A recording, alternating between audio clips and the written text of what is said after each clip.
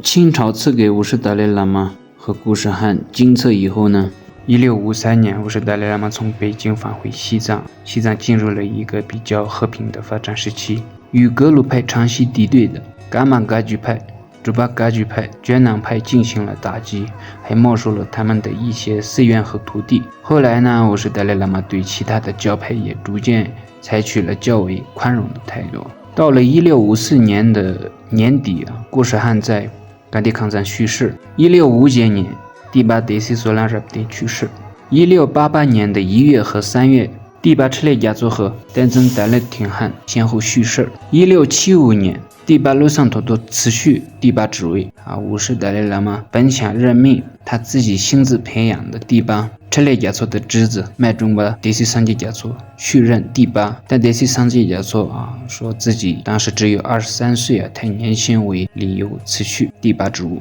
达赖喇嘛呢就任命南杰扎仓的管事罗桑金巴为第八，罗桑金巴说只当3年就辞去第八职务。然后到了1679年，第八罗桑金巴坚决辞去了第八职务。然后五世达赖喇嘛就坚持要德西桑杰家族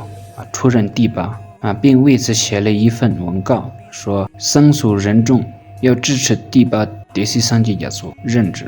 五世达赖喇嘛晚年呢，将政权委托给了第八德西桑杰家族自己专心修行和写作还留下了大量的著作。由于五世达赖喇嘛年轻时经常在西藏各地进行奔波，从中年开始身体就不太好，特别是手脚时常疼痛，行动不便，所以常常闭关修行不见客人。到了1682年2月，他在闭关修行中病情加重经过治疗没有好转，就向身边的第八德西桑杰家族嘱咐后事以后，在1682年藏历2月25日在布达拉宫圆寂。第八德西桑杰家族就和达赖喇嘛身边的少数师总商议，决定对五世达赖喇嘛的圆寂进行逆丧。对外说五世达赖喇嘛长期闭关修行见外人然后所有的事都由德西桑杰家族代为转达。到了1690年的时候，第八德西桑杰家族为五世达赖喇嘛修建了被称为世界遗产的灵堂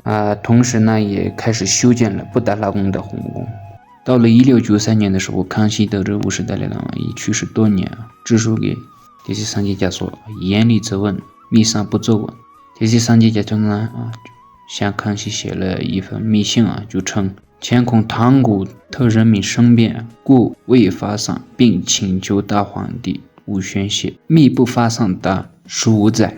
然后这个以下有几个原因第一呢，建立甘地炮仗政权之后呢，藏巴汗的支柱噶玛派在西藏各地的势力并完全崩溃，仍在继续组织武装暴动进行反抗。由于五世达赖喇嘛在玄奘的威望，噶玛派的武装暴动未能引起玄学性的反抗。第二个原因呢，五世达赖喇嘛在世的时候备受这个固始汗子孙崇敬，从未有夺权之意。如果知道了五世圆寂呢，就会政权失漏。第三个原因呢，建造这个五世达赖喇嘛的灵堂基修建红宫的计划就会落空。民间所传当时和德西桑杰家族的处境是完全相吻合的。1697年的时候，德西桑杰家族里仓央嘉措为五世达赖喇嘛的灵童，并在布达拉宫举行了坐床典礼。